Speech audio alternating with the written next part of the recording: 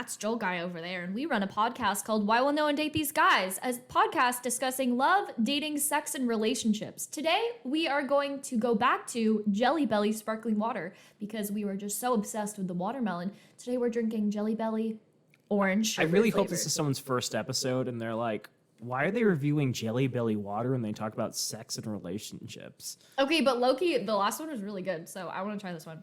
It smells pretty good. Like orange sherbet. I like it. It's inoffensive. It lingers on the palate. This is the essence of Jelly Belly. Can you please make orange sherbet? Joel actually makes ice cream, so I want him to make orange sherbet. I can do that for you, Naomi. That'd be a good summertime treat. Do you know what? I actually don't like ice cream. I really enjoy rainbow sherbet, though. That's messed up, man. Sorry. I'm deeply traumatized from you saying that. I'm sorry. Speaking of being deeply traumatized, let's get back to Steve Harvey, Naomi. Ugh. So, on our last episode, we began discussing Steve Harvey's New York Times bestseller, Act Like a Lady, Think Like a Man. We didn't really discuss the title last time because I think the content was offensive enough. Naomi, do you have any thoughts on the title? I think that it's deeply sexist. Oh, okay. Because it's just saying, like, I hear a lot of, like, divine feminine, divine masculine talk recently on social media. And a lot of men are intimidated when a woman has masculine energy to her. And I haven't done much research into this, and I will come back to this point at a later point. But the thing is that if a woman, it has masculine energy to her, she is less likely, and I'm not saying this is always true, a man, a stereotypical man, and putting this in very general terms, is less likely to want her the more masculine energy she has. So if a woman is thinking like a man, no man wants her. General terms.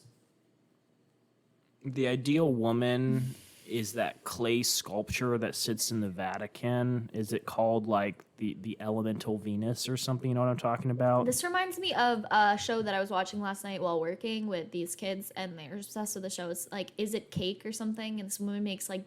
The Venus of Willendorf. Yeah, that is the ideal woman. Look that up, people. It's 11.1 centimeter tall Venus figurine, estimated and made 25,000 to 30,000 years ago. It was found in 1908. It's carved from limestone. It is a very sexually exaggerated image. There's an interesting interpretation I've heard, which is it's not supposed to be like a fertility idol. Instead, it's like a woman who didn't have access to a mirror, like feeling her body and being like, these are the proportions of my body if you're looking down. Basically, the idea is it's a self-image carved by a woman who like is looking down at her body, having not been able to see it in a mirror. I'm picking but up other what you're people are putting like, down. it's a fertility idol because there's big boobs and a hip, so clearly this must have been for like male consumption. Even the Wikipedia article talks about it. Catherine McNoyd and Leroy McDermott hypothesized the figurines may have been created as self-portraits from women. They speculate the complete lack of facial features could be accounted for by the fact the sculptors did not own mirrors. Naomi, let's talk about Steve Harvey a little bit. Let's do it. We're going to start with one of the more interesting excerpts from the book, which, given the content of the book, is kind of wild. And again, keep in mind, we're critiquing this because all the advice Steve Harvey gives is horrendous, but also the way Steve Harvey thinks women think is fascinating, and I feel that's worth probing into. So here are the three things every man needs, Naomi: support, loyalty, and the cookie. Women are complicated creatures. You need stuff, lots of it. And you expect your man to provide it, even if you haven't explained it is what you want and what you need, or even if what you needed and wanted 5 minutes ago is wholly different from what you need and want now. Women, you suck. In fact, I've said over and over again jokingly, the only way a woman can truly be truly satisfied is to get herself 4 different men: an old one, an ugly one, a man dingo, and a gay guy. What is a man dingo? So I'm going to use this term, and it is, I believe, an offensive term for black people. Okay. I'm using this because these are Steve Harvey's words, and it was written in 2009, so clearly it isn't too dated, I hope. But basically, it is a term to describe large, buff, sexually aggressive black men with big penises. And it was used as, like, a frightening stereotype of black men in, like, the 19th century to be like, white women, don't go outside. The black men will, like, sexually assault you. The evil man dingoes. I think that the politically correct term that you're looking for is BBC now. Well, it's a whole package. It's not just the penis. It's the whole like body and attitude. Yeah, well, a man is only as big as his penis. That's a really good point, Naomi. Yeah. I'll keep that in mind. Now, the four of them combined, they've got you covered, Naomi. The old man, he'll sit around the house with you, spin his pension check on you, hug you, hold you, give you comfort, and won't expect any sex from you because, well, he can't get it up no way. From him, you get financial security. The ugly one, he'll go above and beyond the call of duty to help you out. He'll take the kids to their lessons after school, Naomi, run you down to the grocery store, wash the car on the weekends, babysit the cat, whatever you need. He'll provide it because he's just happy someone as beautiful as you is paying him any kind of attention. From him, you get me time. He frees you up to do all the things you need time to do. And then, Naomi, there's the Mandingo man. You need that big old Mandingo man. You know what you're going to get from him. He's big, he's not that smart, can't hold a good conversation, got muscles popping out from his eyebrows to his pinky toe, and when you see him, you know he's going to put your back out. That's all you want from him, and he makes sure he gives it to you real good. Mind-blowing sex. That's what you get from Mandingo. And then you need a gay guy, someone you can go shopping with, doesn't want anything from you but gossip and details about what the old man bought you, what errands you sent the ugly guy to take care of, and exactly how Mandingo had you doing monkey flips for a week. This is very racialized all of a sudden. Yep. See, the gay guy gives you all the conversation you need. Parentheses, smile. 4 guys supplying each of your needs should bring you happiness. I say should, because for women, happiness isn't guaranteed, even once their needs have been met. We fully recognize you maintain the right to change at any time the perimeters, conditions, and specifics of what exactly will make you happy, and we'll try to adjust accordingly, and usually can't. So Naomi, this is how he starts the expectations of men, and he establishes from the start that women are very demanding and high maintenance, which we all know is true. I mean, women be shopping. Women be shopping. So is he advising that his wife, who he's currently married to, should, in fact, have 4 men in her life? No, he's saying that women's expectations are so high they would need 4 men to actually achieve those expectations. So he's saying that his wife currently is very unhappy, and her expectations are not being met. That's an interesting point. I hadn't considered that. The second thing is, as a woman, and I've heard this advice from many women, there's this sort of like learned helplessness that we talked about in episode 1 that men have. And it gets to the point where if you are not directly communicating to your partner what exactly you need, I'm talking about in a heterosexual relationship, this can be any relationship. If you're not telling your partner what you need specifically, to feel more loved, let's just say your love language is gift giving. To feel more loved, I need flowers every week. If you're not telling them that specifically, and you're getting angry at them for like not providing flowers every week, but you're not communicating that you need flowers every week, you need to communicate.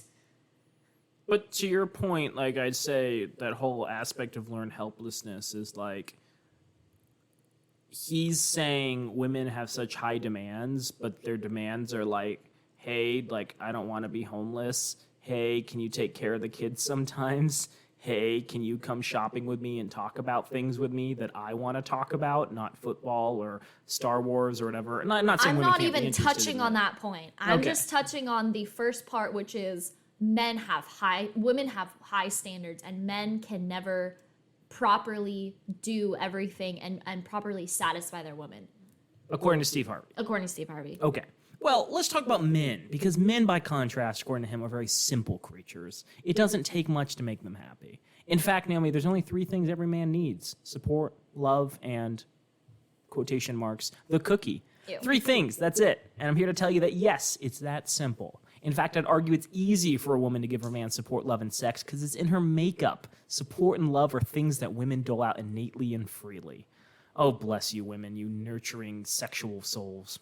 Need 1, your support. We have to feel like someone's got our back, like we're the king, even if we're not. You have to understand when we walk out the door, the entire world is standing at the ready to beat us down. Black, white, yellow, striped. Every man leaves the house ready to battle. He might have a job where 3 people can walk by his desk and give him a pink slip at any given moment, change his life in a flash of an eye. What is what is the striped race? You know, striped people. I don't want to say them out loud, but we all know who he's talking about. Fuck off. Yeah. The man in the position beneath your man's just might be searching for a way to undermine him so he can get bigger pay. He doesn't give a damn about whether what he says and does can put your man's job in jeopardy. Your man could be driving down the street minding his own business and get pulled over and something could happen he has no control over, or someone might try to come and take what he's got. A man is constantly on the lookout, Naomi, sizing up the next man, standing at the ready to defend his and all of his gains. Parentheses, that would include you. So when we walk back into our house, we want to be able to let our guard down. All we really want is to hear you say, baby, how was your day? Thank you for making it happen for us. This family needs you and wants you and is happy to have you. We've got to feel like we're king even if we don't act kingly.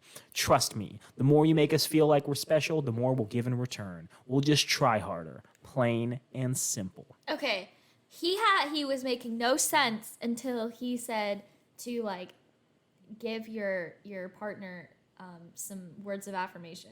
Yeah, and you should do that regardless of your partner's sex or role in the relationship. Yeah. Mm-hmm. I also find interesting, he's like, we've got to feel like we're king even if we don't act kingly.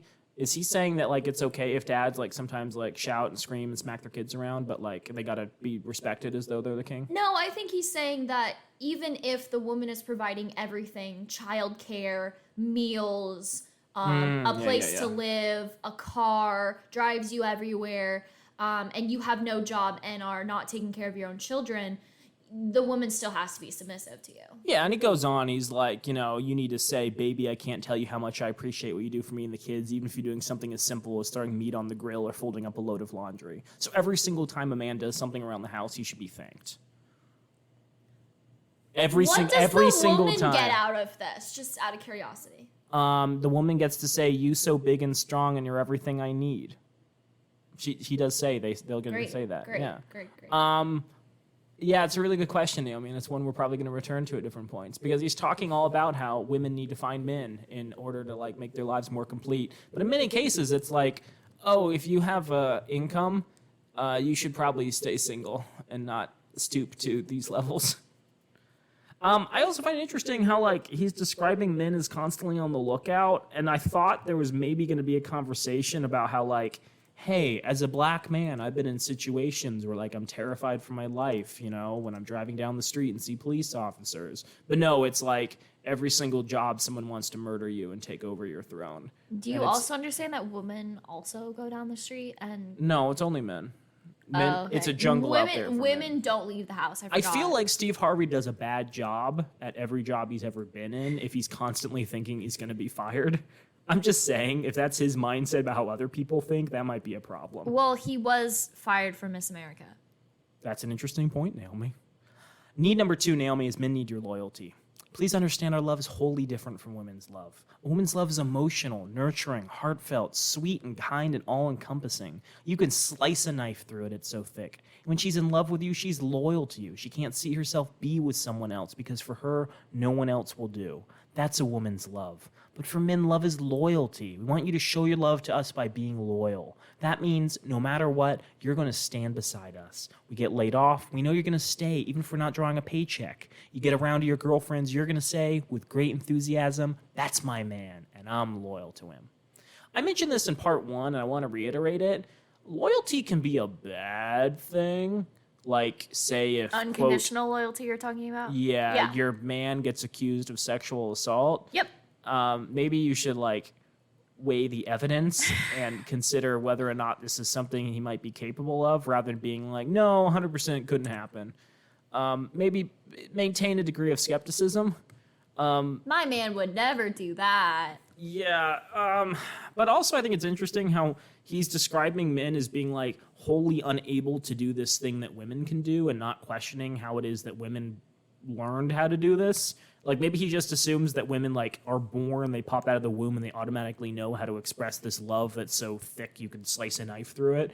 But again, this is, like, one of those things where it's like, hey, is there a way for men to also express affection in that way?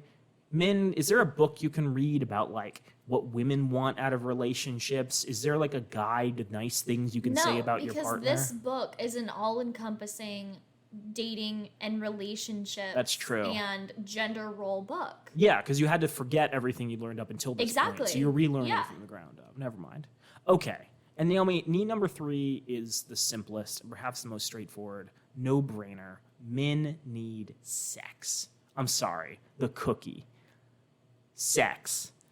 We love it, Naomi. Ain't nothing on this planet like it. Nothing else we want that bad on a continuous basis. Nothing else we simply cannot live without. Take our house, take our job, the 69 Impala, our last pair of gaiters, but please, he spelled that out, don't hold out on the cookie. We don't care about anything else. We need the cookie. I honestly think Steve Harvey's a little immature. Like, he can't have, like, a genuine discussion about sex and what that entails, or he knows his audience is, like, so prudish that, like, they couldn't accept him openly talking about sex. But he also isn't talking about asexual relationships. They don't exist, Naomi. Oh, okay. Yeah. We need to be physically engaged with women we love, the woman who is loyal to us and supports us, and the way we do that is by making love. You know there's other ways. No. The emotional stuff, the physically talking, the involved with your cuddling, the partner. holding hands, the bonding, that's y'all's thing. That's women's thing, Naomi. We do these things because we know it's important to you. But please understand, the way we men connect is by having sex. Period. It's how we plug in, recharge, and reconnect. Just like my Nissan Plug in. Leaf. Yeah. Plug in. Uh-huh. Ew.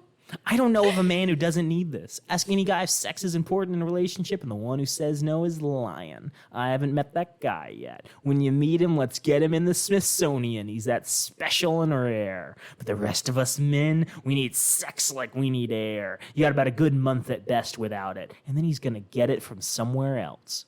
Parentheses, unless you're carrying his child. I'm telling you. Not true. I'm telling you, gangs are built on support and loyalty. Dudes go out and form gangs built on those two things right there. The only thing missing is sex, and that's where the girl gang members come in. It's the same thing with motorcycle clubs, the country club, the Elks, the Masons, frats. The whole of a man's world is built on those three principles. Naomi, is that what men do at Masonic lodges? I'm too afraid to ask now. What are the Elks? Another sort of like secret organization, similar to the Masons. Country clubs, you go to the country club in your polo shirt and your khakis, you play a round of golf, so and then sex. Fun fact, I worked at a country club recently, and that it was just like super rich people that were there. I think the like tuition, not the tuition, what do you call it, membership fee every year was like $60,000. Wow. Per person in your family. Yeah. Yeah.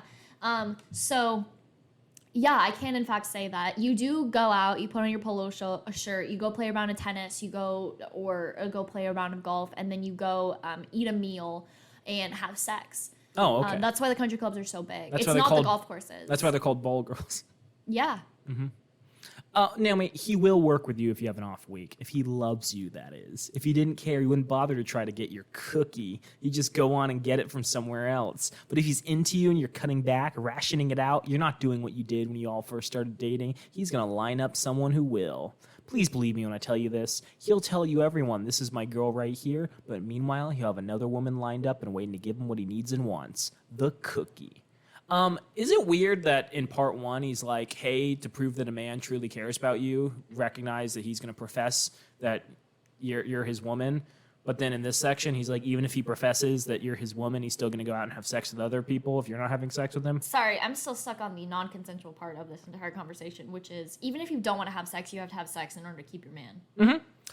No, don't get it wrong, Naomi. We're not animals. We know things change. The baby comes and the doctor says we have to wait 6 weeks, or the monthly is on the way, your hormones are acting up, your monthly, and you're not in the mood. But the excuses can't go on forever. You can play your man short if you want to. No matter how much a man loves his wife, his family, his house, his roles, the man of the house, the one who's bringing in all the money into family account, maybe even putting a little extra in yours. If you mess around, start shelling out the cookie and crumbs, it's gonna be a problem. Speaking of non-consent, Naomi, Steve Harvey talks about how he's constantly busy, and I believe him. He runs a lot of shit. He does, his podcast / radio show. He hosts a number of different shows. He's constantly doing like charity work and promotions and speeches. I believe him when he's busy.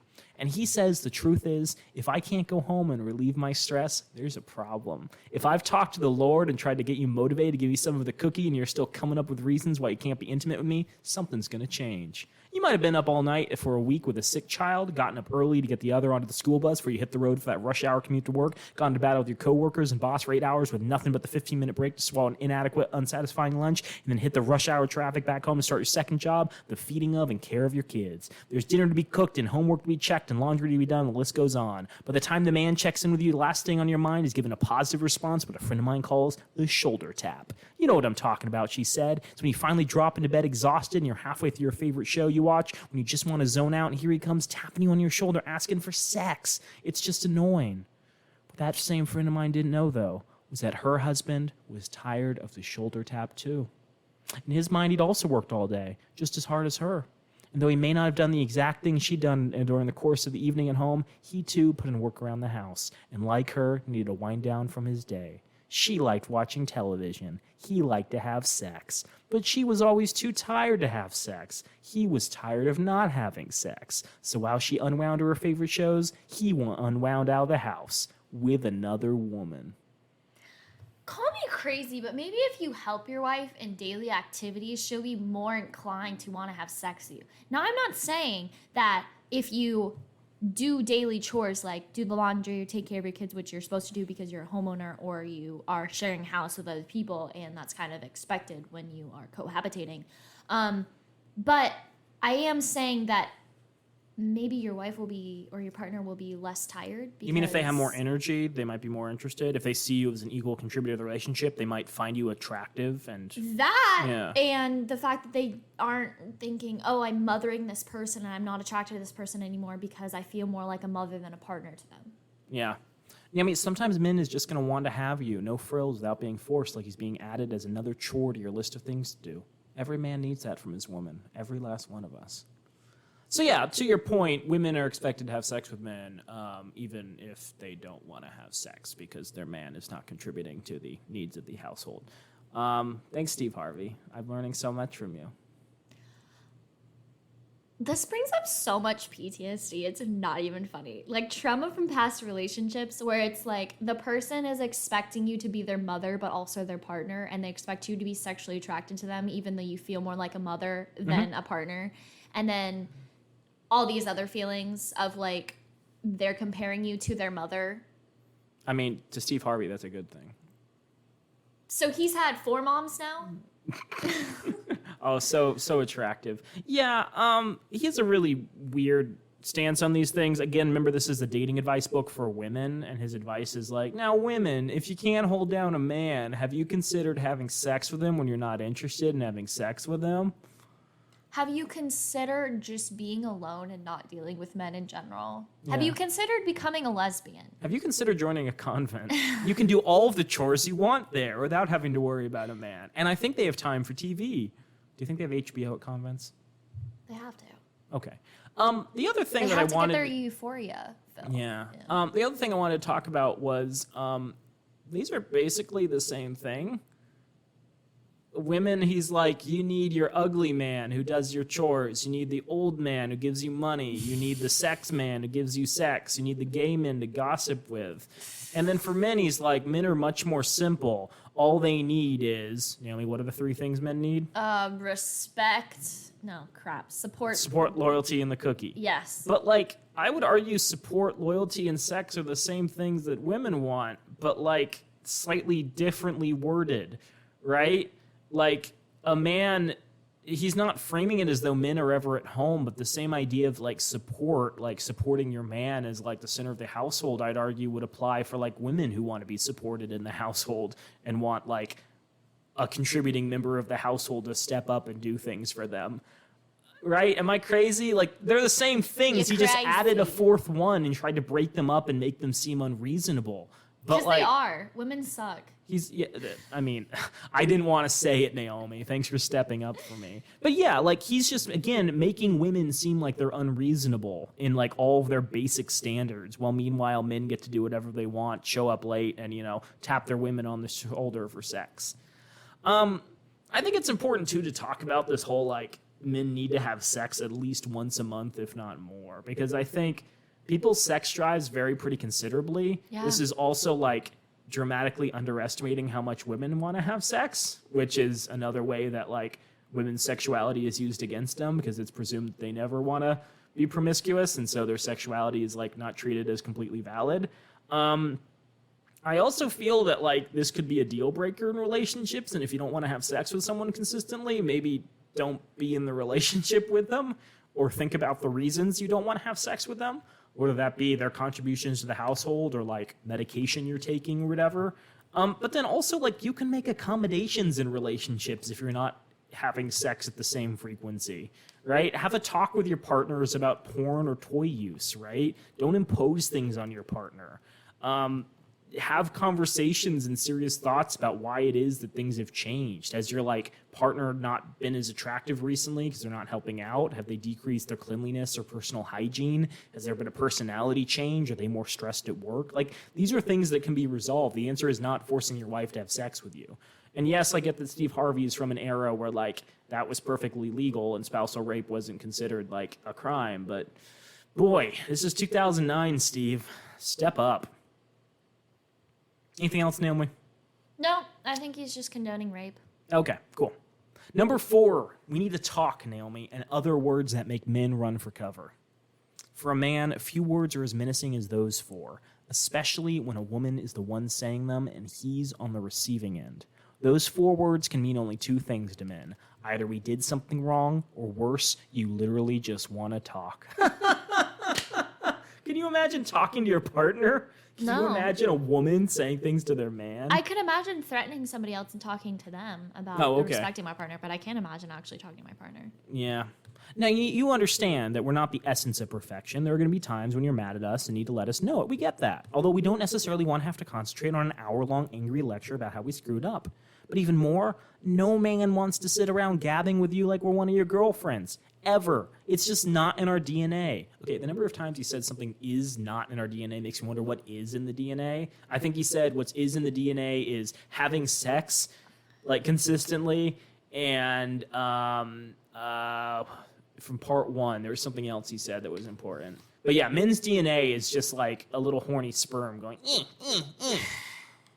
Yeah, that's it. Yeah, it's not in our DNA to lounge around, sip coffee, and dab at our eyes with tissue if we're in as if we're in an AA meeting or on some psychologist's couch trying to get things off our chest. A man would never go to therapy. A man would never go to an AA meeting. It just never happens. This feels like he wrote this book before The Sopranos came out. Right? I don't know if you know much about The Sopranos. One of the big plot points in The Sopranos is Tony Soprano is this big gangster man's man who also is going to therapy, right? And there are issues that he feels he has to get over. I don't know how he ends up in therapy in the first point. I don't recall that plot point. Probably his wife not wanting to have sex with him. That must have been it, yeah. But no, like, he spends a lot of time venting on the couch about, like, his emotional state and how he feels, being forced into certain roles. And that's really fascinating. And remember, The Sopranos came out, I want to say 1999 was the first season, if not earlier. I think it's... So, like, this has been around for a while, this cultural idea that men can go to therapy and have feelings and express feelings. And again, it's not even that he's saying that men can't have feelings. It's like, oh, well, men were raised in a certain way to act as though they don't have feelings. And he's not questioning whether or not that's really toxic and damaging. It is 1999. Okay. So when men are talking, Naomi, and especially when they're listening, it's with purpose. We don't vent. We just want to fix whatever situation is upsetting the balance. We understand that this frustrates you time and time again because, sometimes you want to talk to share and get someone else's take on a situation. But seriously, Naomi, that's what your fucking girlfriends are for. There, I fucking said it. It's your fucking girlfriend's job. He doesn't use that word, but that's what he's saying. You need to lay out your problem and let her commiserate with you, give you all kinds of, yeah, girls, and I know that's right, and nod and agree and tell you stories about how the other thing happened to her. She'll even go on to give you concrete examples of every other time something like this has happened to other women throughout the history of the world. And hours later, you will all get up from the couch having solved nothing but feeling so much better. Do you want to do a little play, or should I do this myself? I'll do it with you. Okay, I'm going to be you. Consider Exhibit A. I walked into work today, and before I could get to my desk, I saw Tanya walking over the coffee machine. And wouldn't you know that Haifa had on the same shirt as me? The heck is a Haifa? Sorry, that isn't my line. I think she's like Heifer or something. Heifer, yeah. You better stop it. Which one? Naomi's playing the girlfriend of me, the girl in this situation. The blue one, the one with the orange flower print, I got it from that store across town on sale. You mean the one you found on the $29.99 rack in the back? The same day I found those shoes at the store just down the street. That's the one. I wore that shirt to work a few weeks ago and she complimented me on it. And the next thing I know, she ran to the store and bought my shirt and is wearing it to work. Can you believe it? Do you know how that made me feel? Aw, hail to the no. Are you serious? That's horrible. She's got some nerve. Steve Harvey understands women. I have no other Ah, comments. hail to the no. Now, for sure, this conversation could go on for hours, morphing into all kinds of side conversations that absolutely nothing to do with the issue at hand. That some woman was wearing the same blouse as you on the same day in the same outfit. With a man exactly 10 seconds in the conversation, he'd arrive at the fix. I present to you Exhibit B. Me. I walked into work today, and before I could get to my desk, I saw Tanya walking in with a coffee machine. Wouldn't you know that Haifa had on the same shirt as me? What does my man say? Sorry, I'm really trying hard not to laugh. Really? Don't wear it anymore. You're so smart and brave, and I hate my girlfriends. They suck. Women suck. That's me. I'm a girl. Steve Harvey knows women. Why can't two people wear the same shirt? Yeah, so he gives this example, and he's like, this is a common situation. Ladies, you know how you are, you emotionally stunted idiots. And he's like, men are so much more logical and rational. When, like, Naomi, have you seen men watch sports? Yeah, I have. Now, he suggests, and I think this is decent advice, it would go a long way if women stopped opening the conversations with "we need to talk." The moment you say that, our defenses go up, the repair tools come out, the sweat starts rolling, we're sprinting through the events of the past week, trying to figure out what we did wrong. In fact, I think it's a good idea that if you just want to vent, you start the conversation with something simple like, "Honey, look, nothing is really wrong. I just want to tell somebody something." That's a great opening line. It allows us to relax, take our foot down from the witness stand, put away our fix-it tools, and actually sit and listen to what you have to say. Well, I think that a lot of people take on, like, when they start conversations with anybody, somebody else comes to you with an issue, they're like, okay, they should always ask, do you want me to listen or do you want me to help you come up with a solution? Yes. Because everybody kind of just jumps into action and they don't just, like, sit there and listen. I think it's kind of concerning if a man is constantly nervous when a woman says we need to talk. Now, culturally, I realize that has insinuations, but, like, if you feel you've done wrong every single time we need to talk comes up, maybe that's a problem. Steve Harvey, who definitely hasn't cheated on his wife with multiple other women during his career. That never happened. Yeah, just throwing that out there. I thought it was interesting, too, that he has some decent advice that he probably could have summarized in the space of, like, 5 sentences, but instead has to throw in this, like, very sexist version of events. Yeah. Like, it's interesting that clothing theft at work, or style theft, I guess, is the issue, not Mr. Jenkins giving his, like, girlfriend unreciprocated hugs, or Miss Amy stealing her ideas in board meetings, or Tom in accounting letting slip that the intern they just hired is getting paid more than her. Like, women's issues to him are reduced to meaninglessness. Women, in the best scenario he can come up with, women's issues mean nothing. And I think that's concerning, because he doesn't recognize sometimes women need to talk about serious problems while also venting. Yeah. Just throwing that out there. Women don't have issues. Women don't have substantial issues. Mm-hmm. Okay, Naomi, I'm skipping a couple of sections because I didn't feel these were as, like, horrible and damning. I did want to talk about this section he gets to later in the book called First Things First, He Wants to Sleep With You. And this is advice for women who are trying to understand why men would approach them. Okay. So he gives this example of he was filming a TV show and there was this, like, really attractive lady in the audience, like really attractive. It's unclear if he's married at the time. He's just, like, really attractive, like big bazoingas or, whatever Steve Harvey says. He probably was married at the time. Yeah. Let's just presume that throughout his entire career. And this lady comes up and starts, like, flirting with him after the commercial break. He's like, "You don't understand. I'm a committed man." And she's like, "Oh, I'm so sorry." And he's like, "Hey, you know what, though? There's that guy over there in the corner who's been making eyes at you." And she's like, "What?" And there's a guy who's apparently kind of handsome, well-dressed in the corner of the room who's also looking at this pretty lady. And she's like, "Oh, he's been talking to me, but he doesn't mean nothing." And Steve Harvey's like, "No, you don't understand. That man wants to have sex with you." And she's like, "What? No, we're just chatting and having fun." He's like, "Tell that man how many children you have and see how he reacts." And she's like, giggle, giggle. Giggle, giggle. Yeah, that's what ladies do. Yeah. She's like, "Okay." And the next commercial break, he's like watching from the corner of the room as the man approaches again. And she's like, "I have 5 kids." And he's like, and runs away. Did you know that mothers can't have casual sex? This is true. I don't know if anyone knows this. There are no women on dating apps looking for casual sex. No mothers on dating apps. I'm just saying in general. Oh, okay. Yeah, no women ever. Women don't like having sex, Naomi. They consider it an obligation because their husband doesn't do the chores. Yep. So, Naomi, please highlight this part right here, and I highlighted this in the document. You can always remind yourself the next time a man steps to you, a man always wants something. Always. And when it comes to women, that plan is to always find out two things. One, if you're willing to sleep with him. And two, if you are, how much it'll cost to get you to sleep with him. That's his mission in the club. That's his charge in the lunchroom at the office. That's what he's up to when he skips past all the seats at the church and sits down in the pew right next to you. Oh, that guy's got some sins to confess this week. If a man sees you and asks you how you're doing, what do you think he came over there for? He didn't come over to learn anything from you, to find about your interests and likes and wants. That's what women, I'm going to say like women, do when they're interested in getting to know someone. For a man, it's less complicated. He liked what he saw from across the room, and now he's going to go over there and get it. He doesn't care anything about your personality or what you do for a living. Your friends mean nothing to him, and whether you know Jesus is irrelevant. He just wants to know if he might be able to sleep with you.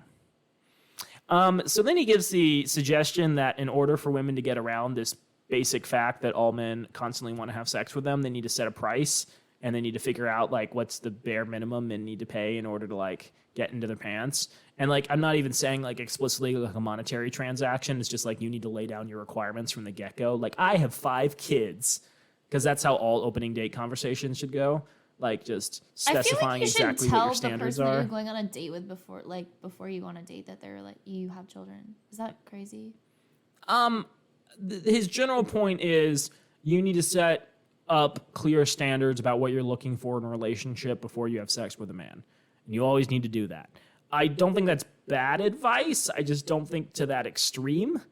I also feel it's, again, deeply sexist to say that all men constantly are approaching women for sex and men have no ulterior motives but approaching women for sex, because I can think of a lot of women I'd like to have conversations with and not have sex with.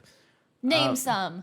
Okay. I really like cooking, and there's 2 women cooks I really appreciate, like Soya El Wali. I don't know how to pronounce her name. She used to work for Bon Appetit. Now I think does independent work. Okay. She's a really creative, smart chef and does a lot of like really impressive things with food and really interesting flavor combinations. And I find that really fascinating. Samin Nosrat, who did Salt, Fat, Acid, Heat. I really love her work. Yeah. I've been watching a little bit of her Netflix series, and she seems like a really fun person. Also, she speaks a ridiculous number of languages, which I find infuriating. Alexandra Ocasio-Cortez. It'd be interesting chatting with her about politics. Same with Nina Turner. India Walton, who is running in Buffalo, New York for mayor. Naomi Klein, who I did meet actually in Nevada in 2020. She's written a number of books about politics, and I was like literally fangirling over her when we did talk. Margaret Atwood, who's done some like fiction. Zazie Beetz, who I really love her work in Atlanta. Taylor Tomlinson, who does like stand-up comedy. Lizzo.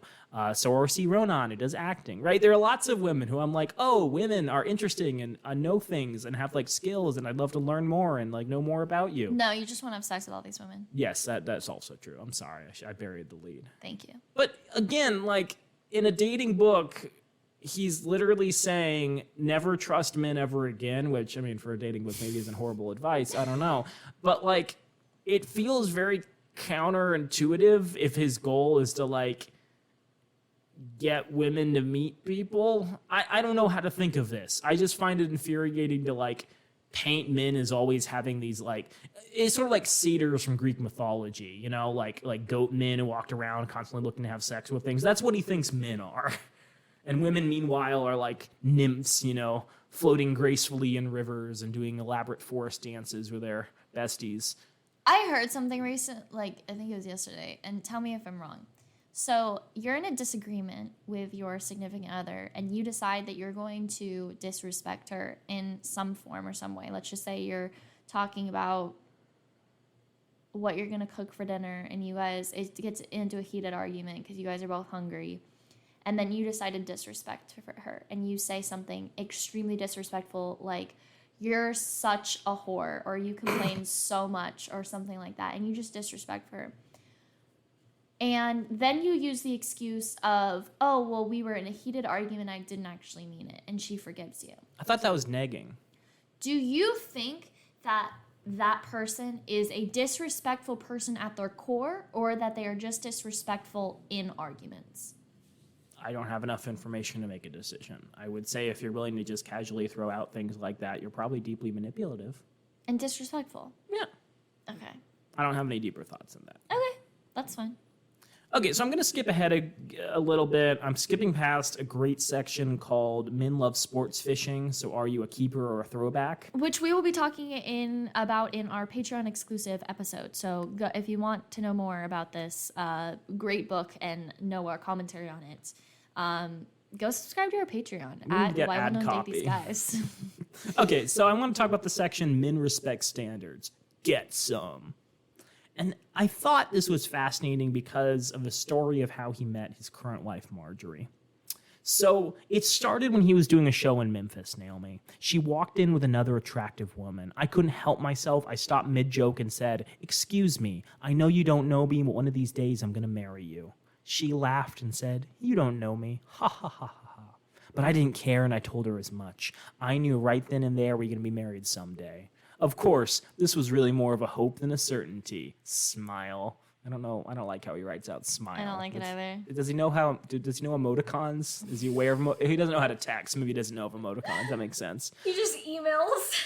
Yeah. I'm just saying that if you walk into a club and like a comedian's doing a set and he's like, "I'm going to bang children into you, bitch," I would probably talk to the owner. That seems like, I don't know. It's less romantic than he's making it out to be, certainly. Yep. Maybe she knew it too, or at least liked what she saw, because even though she disappeared the night I informed her of the plan, okay, she ran off, she showed up 2 nights later at another show of mine, and this time I asked her to come backstage and talk for a while. She agreed, and we became fast friends and even dated for a spell, but eventually we both went our separate ways. Still, Marjorie and I always remember the friendship we had together, and we reached out again to check up on each other from time to time. Finally, she and I reconnected and started dating again. We got serious pretty quickly, both of us realizing we had missed out on a great relationship once, and we didn't want to risk losing out on it again. But even though I knew I was in love with this woman, that she loved me, I was still connected to some women friends I'd developed after my divorce when I had started dating again. Well, one particular night after Marjorie was visiting me at my home in New York on Valentine's Day weekend, one of those friends called my cell. I didn't talk much, said hi, told her we'd chat another time, that I'd stop and see her if and when I was back in town, and then hung up. I didn't even think Marjorie heard the conversation. At least she wasn't acting like she did. I should have known better, though. She's got that mother hearing, doesn't miss a thing. And sure enough, late that night when I got up to go to the bathroom, it's about 3 a.m., there was Marjorie in the hallway, staying there in her fur coat with her suitcase in her hand. She was going to leave us. "Where are you going?" I asked her. Her response made me realize right then and there, middle of that hallway, middle of the night, that she was the one. She said, "I'm not trying to be anyone's plaything or anyone's woman on a string." She said matter-of-factly, her suitcase still in her hand, "I don't think you're ready for what I have to offer. I've got these kids, I have a good life, and I want a man who'll come in and complete my family. If this is what you want to, I'll be in Memphis." After I picked up my jaw, I asked her to give me one more chance, took her bags, and immediately found my phone and snapped it in half. I'd lost her once, this beautiful, smart, sweet woman, and no other woman could be as loving and dedicated to me, to us, or to my children. I realized then and there in that hallway I wanted no other. In other words, I became the man she needed me to be because she had enough sense enough to have requirements, standards she needed in her relationship in order to make a relationship work for her. Now, she knew she wanted a monogamous relationship, Naomi, a partnership with a man who wanted to be a dedicated husband and father. She also knew this man had to be faithful, love God, and be willing to do what it took to keep this family together. On a smaller scale, she also made clear she expected to be treated like a lady at every turn. I'm talking opening car doors, pulling out her seat when she's ready to sit at the table, coming correct on anniversary, Mother's Day, and birthday gifts, keeping the foul talk to a minimum. The requirements are important to her because they govern how she will be treated. They're important to me, too, because they lay out a virtual map of all I need to do in order to make sure she gets what she needs and what she wants. After all, it's universal knowledge that when Mama is happy, everyone is happy. So, remember in the first episode where I was like, we'll talk about Marjorie later? Yeah. This is what I wanted to talk about. Yeah. Because Steve Harvey was talking to a friend, and I guess the insinuation is this was like a friend with benefits, but like it's kind of weird that like he refers to friends with benefits as friends and makes me reconsider all of his relationships with women. Yep. And whether he thinks you can be friends with women by not having sex with them. But then all he says to this person on the phone is, "Hi, I'll talk to you later." And his wife is like, "What the fuck? Was that a lady? Was that a woman talking to my man?" And immediately packs up her entire life and is ready to leave. And he's like, "Oh, it's so hot you're willing to throw away a relationship because I spoke to a woman on the phone? I'll snap my phone in half for you." I understand, like, what he's saying makes sense. Like, putting up standards beforehand, make sure the person you're communicating properly. The context in it makes no fucking sense, though. What are you talking about? She had standards. And those standards were you can't ever be friends with women. Yeah. Mm-hmm. Maybe he's not telling the full story. Remember when we said that, like... Maybe he took the phone into another room and he was like, I'm going to have sex with you later. Okay, I'll call you later. Bye. Well, what he said was, hey, I'll talk to you later, and then immediately, like, pulled his dick out and sent a dick pic. Yeah, that's exactly what happened. He completely forgot to add that into the story. It adds a little bit of nuance. I certainly would feel a lot more respect with Steve Harvey if, he was willing to admit to his shortcomings. Shortcomings. Thank you, Naomi. So that's all you need to know. Women have standards. He gives some somewhat decent advice following this is questions you should ask a person before you get too deep in the relationship. And I wanted to talk a little bit about these because I don't think these are bad questions, not all of them at least. I just don't think they go far enough.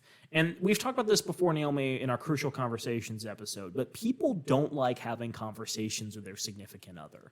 Right? Like, people find it really awkward and uncomfortable to be able to sit down and talk with their significant other about a wide variety of things. No, it's just when you start the conversation with, we need to talk. This is true. Start with, I just want to vent. What are your thoughts on relationships? Okay, so he has 5 questions to ask before we get in too deep. What are your short-term girls? What are your short-term goals? What are your long-term goals? What are your views on relationships? What do you think about me? And how do you feel about me? And he provides an explanation why these are all important, and I'd urge you to read the book. Well, pirate the book and read the book. Don't give him your money. Don't buy it. The one I did feel raised eyebrows is you're also going to have to ask him about his relationship with God, not just relationship with the other person.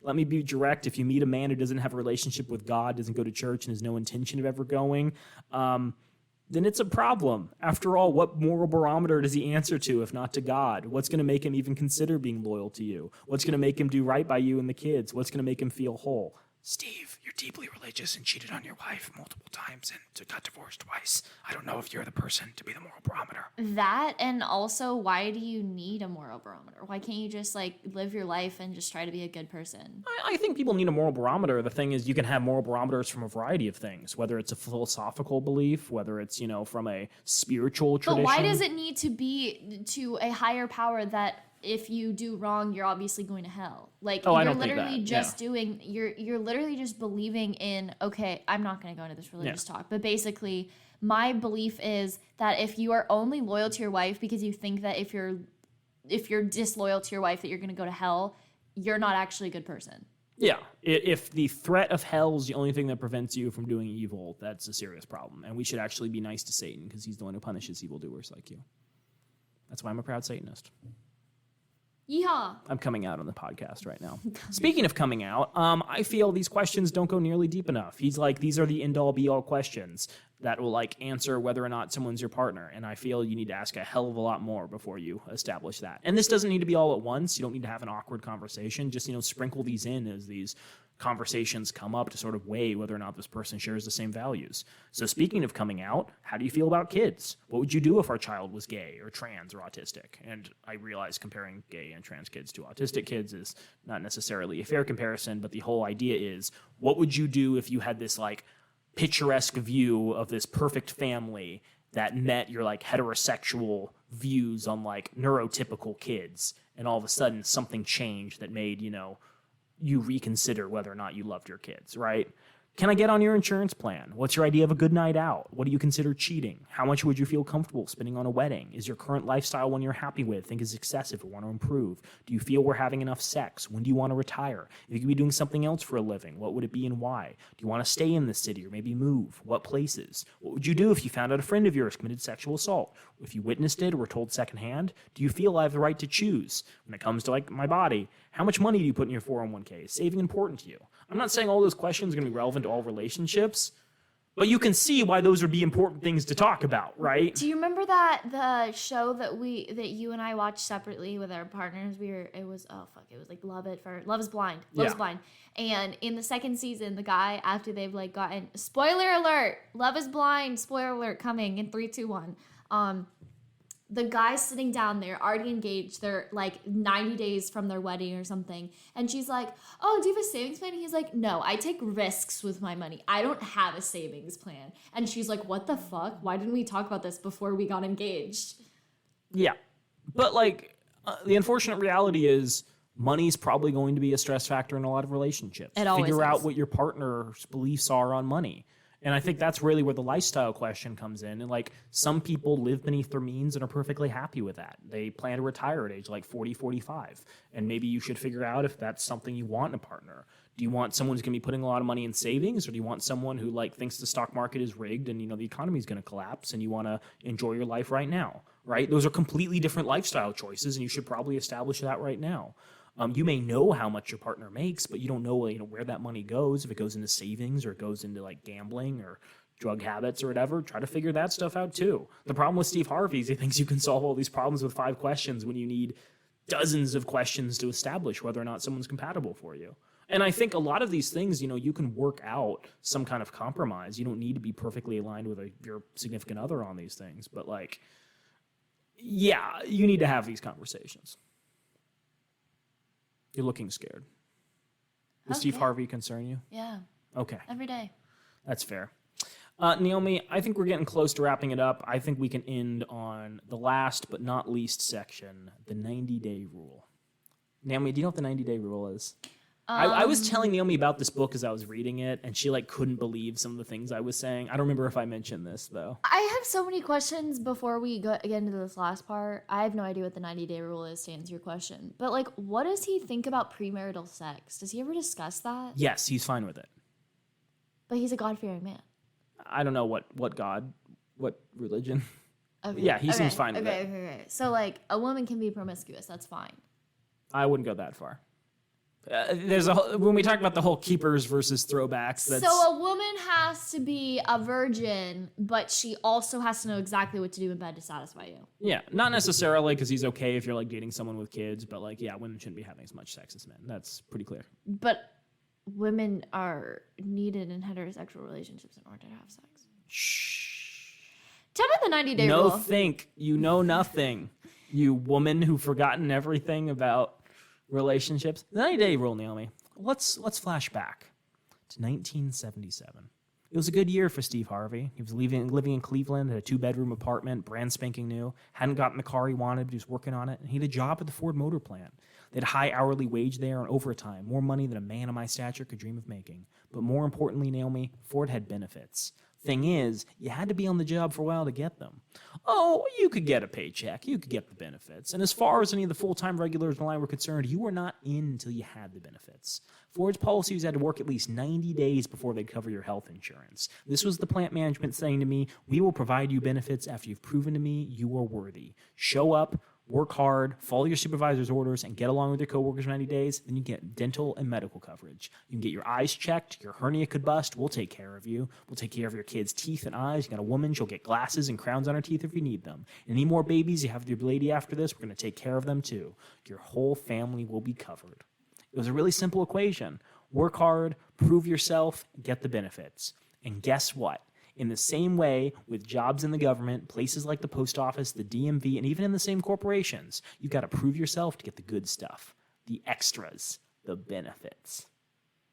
I think it's fucked up that health insurance is tied to your, work, and I feel it's a way the company gets to save money by not giving you health coverage until you've been there 90 days. Joel, this isn't a podcast about how much we hate capitalism. Oh, okay. As much as the topics of the podcast revolve around that. So the thing he says is you should follow the 90-day rule, which is to not give the benefits to a man until he's earned them. The cookie. And what he means by that is sex. Don't have sex with a man until you've waited at least 90 days. So you meet someone, Naomi. Don't have sex on the first date. Don't have sex on the second date. Don't have sex on the third date. Have sex on the 35th date or whatever. You go on a lot of dates every week. I do. When I'm casually dating someone, I usually go on like 1 date a week. Oh, okay. Interesting. So that's 9 weeks. God, I can't do math. So a directive like that signals to a man you're not a plaything, something to be used and discarded. It tells him what you have, your benefits, are special, and that you need time to get to know him in order to give them to him. Yeah, it's like You, in the meantime, win the ultimate prize of maintaining your dignity and self-esteem. Yeah, be chaste. And earn the respect of a man who recognized you were worth the wait. Women have crumbled empires with that power. Cleopatra helped destroy Rome. Read your Bible. We're still in a jam right now because of Eve. Women have always had that kind of power, and you do too, including making the man you're dating wait for the benefits. Oh, I'm not saying you can't pay the man. Payment comes along the way during the 90-day probationary period. You can hug, kiss, talk on the phone, go for a walk in the park, have an ice cream cone together. But men don't like that. He made that very clear. And he also said that men always want sex in their relationships. And that's the only thing they want. So is the man allowed to like go and like have sex with somebody else during this 90-day period?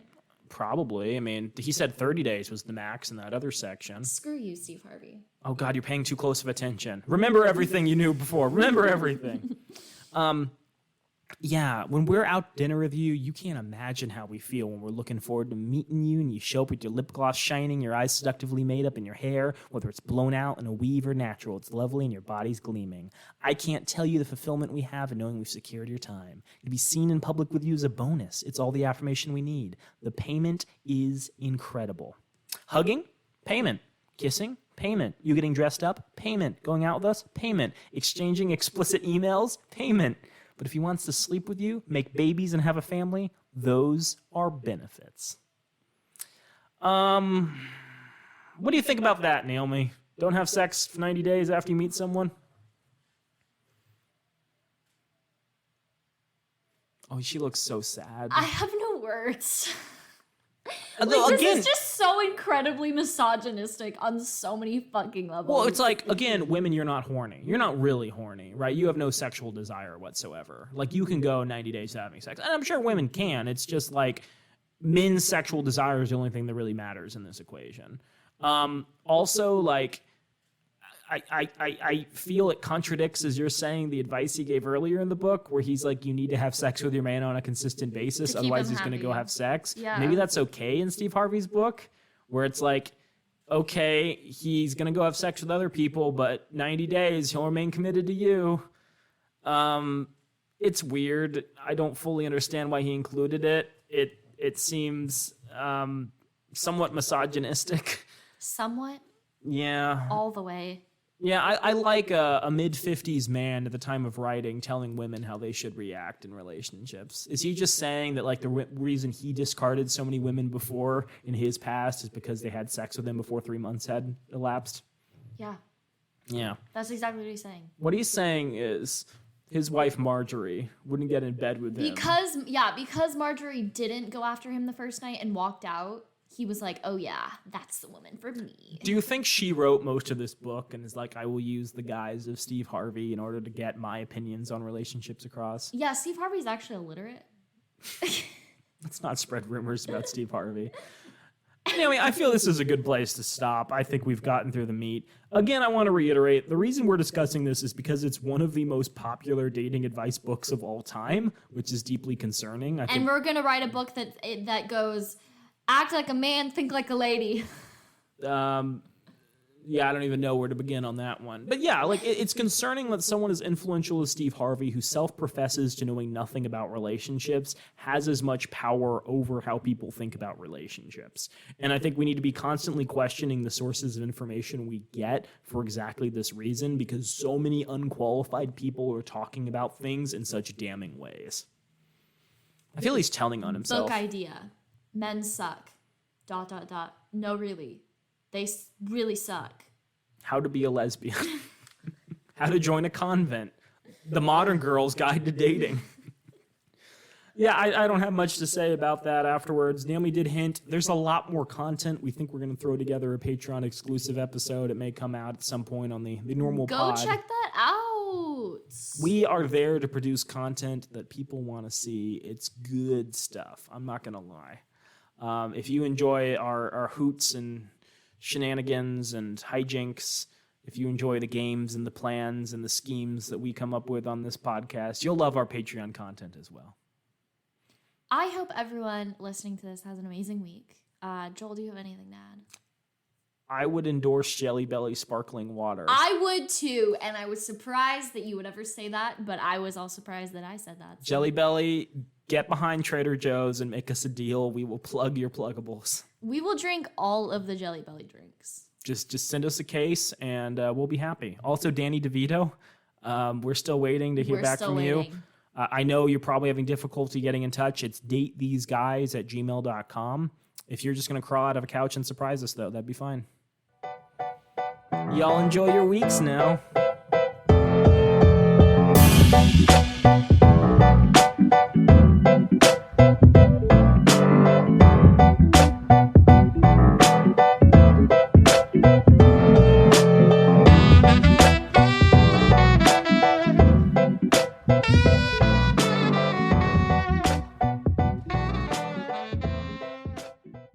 We have many thanks for the use of our theme music, which is the song Drop by Ketsa. You can find more of their music online at ketsa.uk. You can also find Date These Guys online on Twitter and Instagram at Date These Guys, or visit our website at datetheseguys.org. If you have questions you'd like us to discuss on the podcast or marriage proposals for either of us, shoot us an email at datetheseguys@gmail.com.